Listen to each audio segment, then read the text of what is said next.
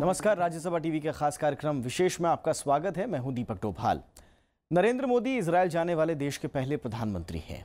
उनके इस दौरे में भारत और इजरायल के रिश्ते नए मकाम तक पहुंच गए हैं।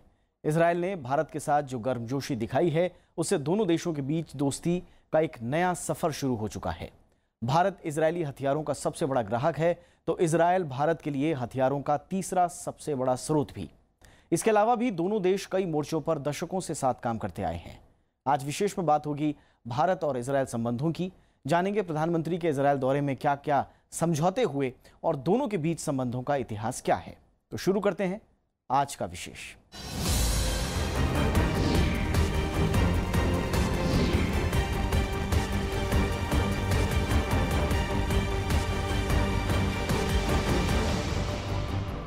प्रधानमंत्री नरेंद्र मोदी 4 जुलाई मंगलवार को 3 दिन के ऐतिहासिक दौरे पर इजरायल के तेल अवीव पहुंचे। इजरायल के प्रधानमंत्री बेंजामिन नेतन्याहू ने उनकी अगवानी की। वो एयरपोर्ट पर खुद मौजूद रहे। दोनों नेताओं की जो मुलाकात रही वो बेहद गर्मजोशी भरी रही। ऐसा विशेष स्वागत समारोह केवल अमेरिकी राष्ट्रपतियों और पोप के स्वागत के लिए ही किया जाता है। वहां प्रधानमंत्री मोदी ने इस दौरान इजरायल के राष्ट्रपति और दूसरे अहम नेताओं से भी मुलाकात की और द्विपक्षीय रिश्तों को मजबूत करने की एक नई इबारत लिखी।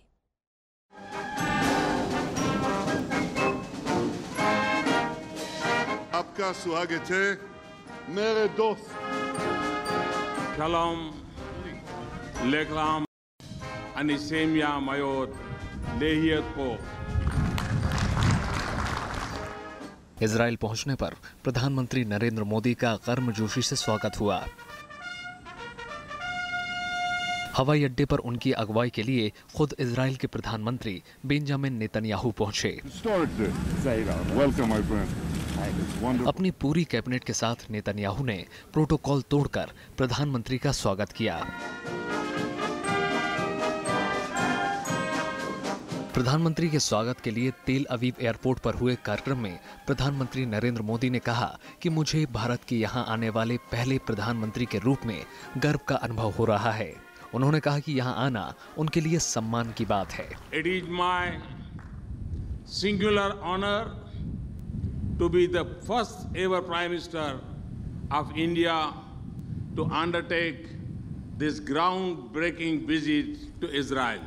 यहाँ उनके स्वागत में डांजेगर फ्लावर फार्म ने इजरायल में मिलने वाले खास तरह के फूल क्रिसेंथेमम को मोदी का नाम दिया। इसके बाद प्रधानमंत्री नरेंद्र मोदी ने हेलीकॉप्टर नरसंहार में मारे गए लोगों के स्मारक याद वाशिम पर जाकर उन्हें श्रद्धा सुमन अर्पित किए। प्रधानमंत्री ने रास्ते में माउंट हर्जल का भी दौरा किया और आधुनिक यहूदी धर्म के संस्थापक थियोडोर हर्जल को श्रद्धांजलि दी। इसके बाद प्रधानमंत्री नरेंद्र मोदी ने मानवता में विश्वास रखने वाले लोगों से आगे आने की अपील की है। उन्होंने कहा कि सभ्य समाज में हिंसा की कोई जगह नहीं। प्रधानमंत्री ने आतंकवाद, कट्टरपंथ और हिंसा के खिलाफ अपनी प्रतिबद्धता जताई। उन्होंने साझा प्रेस कॉन्फ्रेंस में दोनों देशों की साझा चुनौतियों का भी जिक्र किया। Yad Vashem tells us that those who believe in humanity and civilized values must come together and defeat it at all costs. As such, we must resolutely oppose the evils of terrorism, radicalism, and violence that plague our time. इस मौके पर Israel के प्रधानमंत्री Benjamin Netanyahu ने कहा कि दोनों देशों के सामने एक जैसी चुनौती है और दोनों देशों को इसका मिलकर सामना करना चाहिए। We also face common challenges, and the first of it is to defeat the forces of terror that rampage through the world and threaten both our countries. So we must stand together in this battle, much as we work together to perfect the future.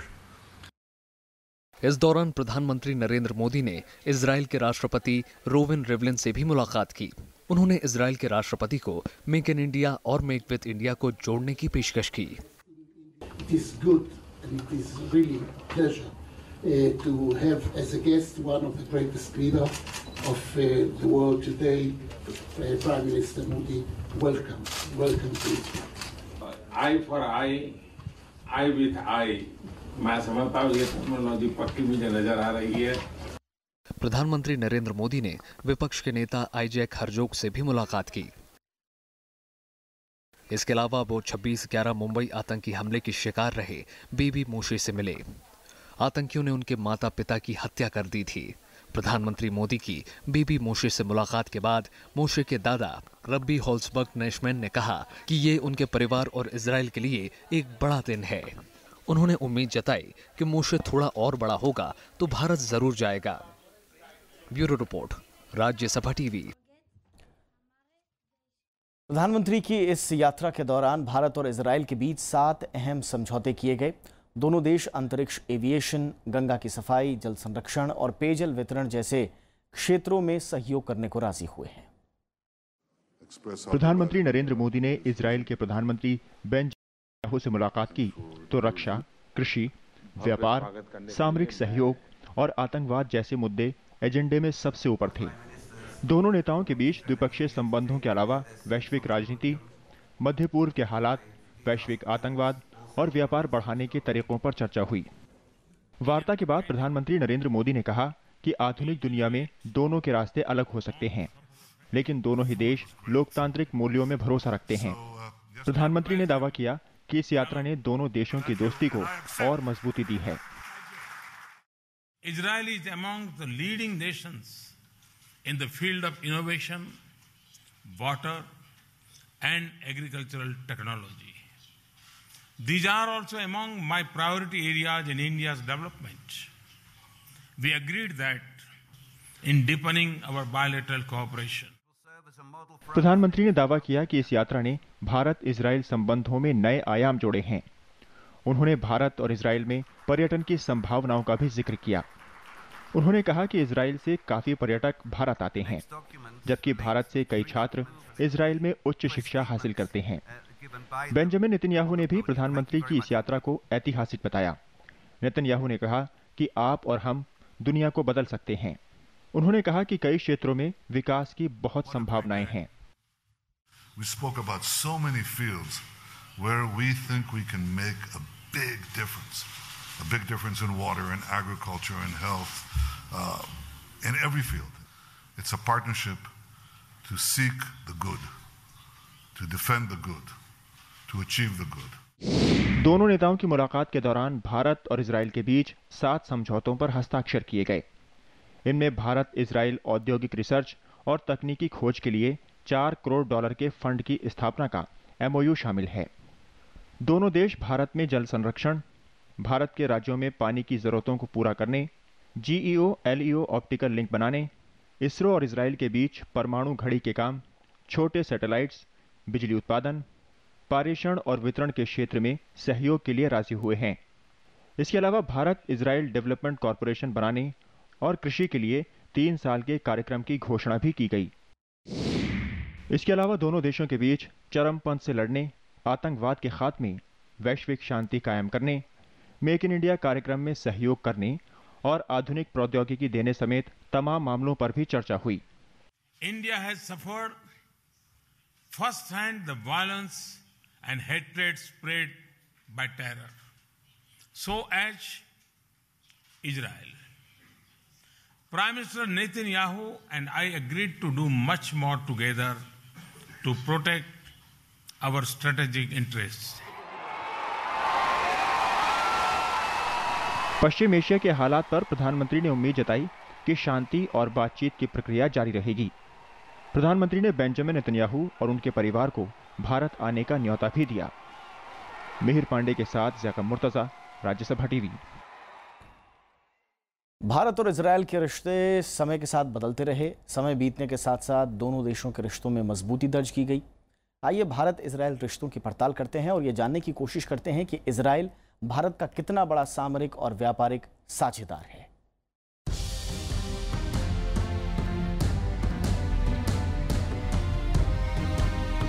आजादी के बाद भारत की शुरुआती विदेश नीति का झुकाव अरब देशों की ओर रहा।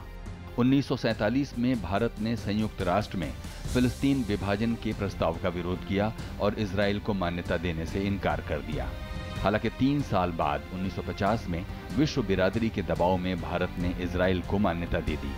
ये भारत और इजराइल के संबंधों की शुरुआत थी। हालांकि भारत और इजराइल को एक दूसरे के यहां आधिकारिक तौर पर दूतावास खोलने में 42 साल लग गए। 1992 में प्रधानमंत्री पीवी नरसिम्हा राव की सरकार के दौरान दोनों देशों के बीच अहम कूटनीतिक संबंधों की शुरुआत हुई और इजराइल ने मुंबई में अपना वाणिज्य दूतावास खोला। अटल बिहारी वाजपेयी सरकार ने भी इजराइल के साथ संबंधों को तरजीह दी। बहुत ही करीबी हमारी कोऑपरेशन है, सब विषयों पे है। सबसे सेंसिटिव आप जो एरियाज आप सोचेंगे उसमें है, इंटेलिजेंस में है, न्यूक्लियर वेपन्स में है। क्या बात कर रहे हैं आप? किसी और के साथ नहीं है, उनके साथ है, क्योंकि इतना उसमें हमें ट्रस्ट है और सपोर्ट है। अब तो ओपनली आ गया। पहले से इसराइल के साथ जो हमारे संबंध थे बहुत ही गहरे और उस तरह के हमारे हैं और तब से कल्टीवेट हो रहे हैं। पिछले कुछ वर्षों में दोनों देशों के बीच संबंधों की मजबूती आई है।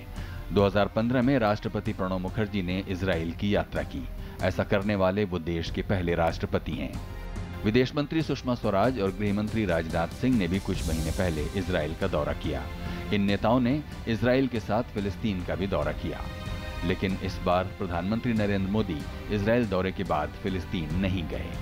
इसे इजराइल को लेकर भारत की बदलती विदेश नीति के रूप में देखा जा रहा है। बायलैटरल रिलेशन को स्ट्रेटजिक पार्टनरशिप के लेवल तक ले गए हैं कि हम अपने बायलैटरल रिलेशन को स्ट्रेटजिक पार्टनरशिप की तरफ ले जा रहे हैं और जहां पर दोनों कंट्रीज़ जो हैं किसी भी तरीके की ब्रैकेटिंग को निगेट कर दिया कि हम किसी के साथ जोड़ के अपने रिलेशन को नहीं देखेंगे, बल्कि हमारा जो 1-to-1 रिलेशन है, जो कंट्री के मुफाद आपस में है, जो उनका इंटरेस्ट है, जो स्वार्थ है, वो जो है हमारे रिलेशंस को मोबिलाइज करेंगे, आगे बढ़ाएंगे। हालांकि 1962 में चीन युद्ध और 1965 और 1971 में पाकिस्तान युद्ध के दौरान भारत को इजराइल से मदद मिली। 1999 के कारगिल युद्ध में भी इजराइल ने भारत को aerial drone, laser guided bomb, गोला बारूद और अन्य हथियार बेचे। संकट के समय इजराइल हमेशा भरोसेमंद हथियार आपूर्तिकर्ता देश के रूप में स्थापित हुआ है। भारत हर साल 67 अरब से 100 अरब रुपए के सैन्य उत्पाद इजराइल से आयात करता है। 1992 में भारत इजराइल के बीच द्विपक्षीय व्यापार में बढ़ोतरी हुई। इसमें रक्षा और कृषि क्षेत्र अहम रहे। पिछले कुछ वर्षों में विज्ञान और प्रौद्योगिकी, शिक्षा और घरेलू सुरक्षा के मुद्दे पर भी दोनों देशों के बीच साझेदारी बढ़ी है। 1992 में दोनों देशों के बीच $20 करोड़ का व्यापार हुआ, जिसमें हीरों का आयात प्रमुख था। 2011 में दोनों देशों के बीच द्विपक्षीय व्यापार $51.9 करोड़ हो गया। इसमें 50% से ज्यादा हिस्सेदारी हीरों के कारोबार की है। भारत इजराइल को कीमती पत्थर, धातु, रासायनिक पदार्थ, टेक्सटाइल, पौधे और सब्जियों का निर्यात करता है। वहीं भारत इजराइल से कीमती पत्थर, खासकर हीरे, धातु, पोटाश, मशीनरी, रक्षा और ट्रांसपोर्ट उपकरणों का आयात करता है। फरवरी 2014 में दोनों पक्षों ने सुरक्षा को लेकर कानूनी सहयोग के लिए 3 अहम समझौतों पर हस्ताक्षर किए। इस दौरान सेना प्रमुख जनरल विक्रम सिंह ने इजराइल का दौरा किया। सोवियत संघ के विभाजन के बाद भारत को रक्षा साजो सामान के लिए एक विकल्प की तलाश थी और उसे ये विकल्प इजराइल में नजर आया। इस समय इजराइल में 10,000 भारतीय नागरिक हैं, जिसमें हीरे के व्यापारी, IT प्रोफेशनल्स, छात्र और कामगार शामिल हैं। अमृता चौरसिया के साथ नव विक्रम सिंह, राज्यसभा टीवी। इजराइल ने पिछले कुछ वर्षों में काफ़ी तरक्की की है, लेकिन इस तरक्की के कई चेहरे हैं। जन्म से ही इजराइल का विवाद और सैन्य संघर्ष सीधा रिश्ता रहा है। यहूदी होमलैंड के तौर पर बसाए गए इजराइल की अपनी आबादी में अरबों की खासी तादाद है, लेकिन दुनिया भर से लाकर बसाए गए यहूदी अब यहाँ बहुसंख्यक हैं। आइए एक नज़र डालते हैं इजराइल के इतिहास और अरबों के साथ इसके संघर्ष की वजहों पर।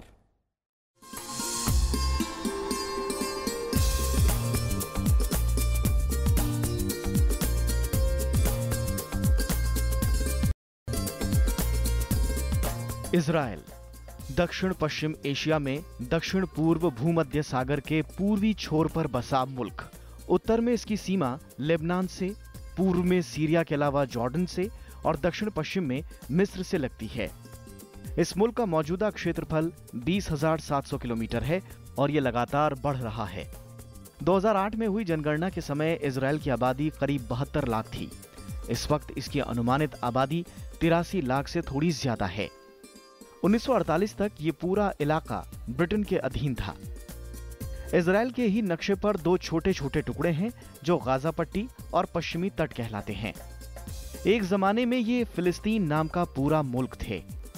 दूसरे विश्व युद्ध के बाद पस्तहाल ब्रिटेन ने पश्चिम एशिया से वापसी का फैसला किया। अंग्रेज जाते जाते दुनिया के नक्शे पर कुछ नए मुल्क बना गए और इनमें ही इजराइल भी शामिल था। इस इलाके पर मुसलमान, ईसाई और यहूदी बराबर का हक जताते हैं और इन तीनों ही धर्मों में यरूशलेम का बराबर धार्मिक महत्व है। दरअसल इब्राहिम इन तीनों ही धर्मों के प्रवर्तकों के पितामह माने जाते हैं और यरूशलेम इब्राहिम का शहर है। इब्राहिम के दो बेटे थे, इस्माइल और इजाक। इस्लाम धर्म के प्रवर्तक मोहम्मद इस्माइल के वंशज हैं, तो इजाक के वंश में यहूदी धर्म के प्रवर्तक मूसा और ईसाई धर्म के प्रवर्तक ईसा का जन्म हुआ। इस्लाम के उदय के साथ पश्चिम एशिया के इस इलाके में यहूदी और ईसाई आबादी कम होने लगी। 1880 के आसपास यहाँ धर्म के नाम पर इलाके के मुस्लिम, यहूदी और ईसाइयों के संघर्ष छिड़ने लगे। इसके बाद ये इलाका ब्रिटिश और ऑटोमन सत्ताओं के संघर्ष का केंद्र बना। इस दौरान यहाँ यूरोप से लाकर करीब 65,000 यहूदी बसाए गए। 1914 में यहाँ अरब मूल के लोगों की आबादी करीब 5 लाख थी। 1922 से यह इलाका ब्रिटिश हुकूमत के कब्जे में था। इस दौर में भी यहाँ यहूदियों और फिलिस्तीनियों के बीच दबदबे की जंग जारी थी। यहूदी अपने लिए नया देश बनाने की मांग कर रहे थे। 1917 में ब्रिटेन के तत्कालीन विदेश मंत्री लॉर्ड बल्फोर ने यहूदियों से वादा किया कि फिलिस्तीन उनका नया देश होगा। हिटलर के उदय के साथ यूरोप में यहूदियों की मुश्किलें बढ़ने लगीं। लाखों यहूदी अपनी जान बचाकर यूरोप से भाग निकले। 1922 से 1939 के बीच 3 लाख से ज्यादा यहूदी फिलिस्तीन पहुंचे। 1940 आते आते स्थानीय लोगों ने बाहर से आने वाले यहूदियों का विरोध शुरू कर दिया। कई जगह हिंसक टकराव हुए, लेकिन ब्रिटेन ने अरबों के विरोध को दबा दिया। इसी बीच 30 नवंबर 1947 को संयुक्त राष्ट्र ने विवाद वाले इलाके को यहूदियों और अरबों के बीच बांटने की योजना को सहमति दे दी। समझौते के मुताबिक 15 मई 1948 को इलाके से ब्रिटेन ने अपना कब्जा छोड़ दिया, लेकिन अंग्रेज जाते जाते इलाके का नक्शा हमेशा के लिए बदल गए। 15 मई 1948 को नए देश के रूप में इजराइल का जन्म हुआ। पड़ोस के अरब देशों ने इसका विरोध किया। इजराइल और अरब देशों के बीच जंग भी छिड़ी, लेकिन पश्चिमी देशों की सहायता से इजराइल ने अरबों का विरोध कुचल डाला। फिलिस्तीन के बड़े इलाके पर इजराइल ने कब्जा कर लिया। लाखों की तादाद में फिलिस्तीनी मुल्क छोड़कर भागने को मजबूर हो गए और इसके बाद से इस इलाके में शुरू हुआ संघर्ष का कभी न रुकने वाला सिलसिला। ज़ैका मुर्तजा, राज्यसभा टीवी। विश्व राजनीति में पश्चिम एशिया का अहम स्थान है। पिछले कई दशकों से यह इलाका सैनिक, राजनीतिक और सामाजिक संघर्षों का गवाह रहा। हालांकि भारत की नीति इन विवादों के बीच सभी पक्षों के साथ सद्भावपूर्ण रिश्ते बनाए रखने की है। तुर्की, ईरान, इराक, सऊदी अरब, सीरिया, जॉर्डन, मिस्र, इजराइल, फलस्तीन, लेबनान, ये सिर्फ देशों का नाम नहीं है, बल्कि अपने आप में सभ्यता, सैन्य संघर्ष और राजनीतिक विमर्श की पूरी दास्तान है। ये इलाका ईसाईयत, यहूदियत और इस्लाम की जन्मभूमि है। भूमध्य सागर, लाल सागर और यहाँ घटनाएं लंबे अरसे से वैश्विक राजनीति को प्रभावित करती रही हैं। भारत समेत दुनिया का शायद ही कोई देश हो जो यहाँ की घटनाओं से अपने को अलग रख पाए। भारत जो है शायद ही अपनी रिस्पॉन्सिबिलिटी जिसको उसने कमिट किया है और वो जो नेशनल इंटरेस्ट में नहीं खड़ी हो रही हैं उसको डिस्चार्ज करने में हेजिटेट नहीं करेगा। फ़लस्तीन एक इशू है जिसको ग्लोबल कम्युनिटी देख रही है और यूनाइटेड नेशन जिस तरीके से उस पर फैसला लेगा, भारत उसमें साथ कंधे से कंधा मिला के रहेगा। इन देशों के आपसी संघर्ष और कूटनीतिक चालों के बीच सबसे एक जैसे संबंध बनाए रखना अपने आप में सबसे दुश्वार काम है, लेकिन भारत के इन देशों से जैसे कूटनीतिक रिश्ते हैं वो आधुनिक विदेश नीति की बेहतरीन इबारत कहे जा सकते हैं। इजराइल और ईरान, ईरान और सऊदी अरब, सीरिया और तुर्की की आपसी तनातनी किसी से छिपी नहीं है। इजराइल से अच्छे रिश्तों का मतलब ईरान समेत कई देशों के साथ नाराजगी है, जबकि ईरान के साथ अच्छे संबंध इजराइल और सऊदी अरब से रिश्ते खराब करने के लिए काफी है। मगर इन सब की खींचतान में इजराइल, अरब और खाड़ी देशों के साथ भारत ने न सिर्फ कूटनीतिक बल्कि सामरिक, आर्थिक और व्यापारिक रिश्ते बदलते वक्त के साथ मजबूत किए हैं। इसका क्या असर पड़ेगा? कुछ नहीं असर पड़ेगा। आप कहेंगे भाई हमारे इंडोनेशिया के साथ अच्छे रिश्ते हैं, तो इसका असर क्या पड़ेगा? क्या कोई कनेक्शन ही नहीं है। अरब देशों के साथ जो हमारे रिश्ते हैं जो हैं वो अलग हैं, इजराइल के साथ जो रिश्ता वो अलग है, तो इसमें कनेक्शन कहाँ है? ईरान, इराक और सऊदी अरब भारत की तेल जरूरतों का एक बड़ा हिस्सा पूरा करते हैं। इजराइल भारत को समय समय पर कृषि, सैन्य और औद्योगिक उपकरण मुहैया कराता रहा है। तुर्की और मिस्र भारत से कृषि उत्पाद आयात करते हैं। भारत और सऊदी अरब के बीच पिछले साल 2500 करोड़ डॉलर का व्यापार हुआ। ईरान के साथ भारत का सालाना कारोबार 3000 करोड़ डॉलर से ज्यादा है। तुर्की के साथ भारत का सालाना व्यापार 626 करोड़ डॉलर है, जबकि भारत इजराइल के साथ हर साल करीब 500 करोड़ डॉलर का व्यापार कर रहा है। यहाँ तक कि सीरिया, लेबनान और मिस्र के साथ भी भारत के अच्छे व्यापारिक रिश्ते हैं। हम किसी के साथ जोड़ के अपने रिलेशन को नहीं देखेंगे, बल्कि हमारा जो 1 to 1 रिलेशन है, जो कंट्री के मफाद आपस में है, जो इनका इंटरेस्ट है, जो स्वार्थ है, वो जो है हमारे रिलेशंस को मोबिलाइज करेंगे, आगे बढ़ाएंगे। भारत की नीति क्षेत्रीय संघर्षों में गुटनिरपेक्ष रही है।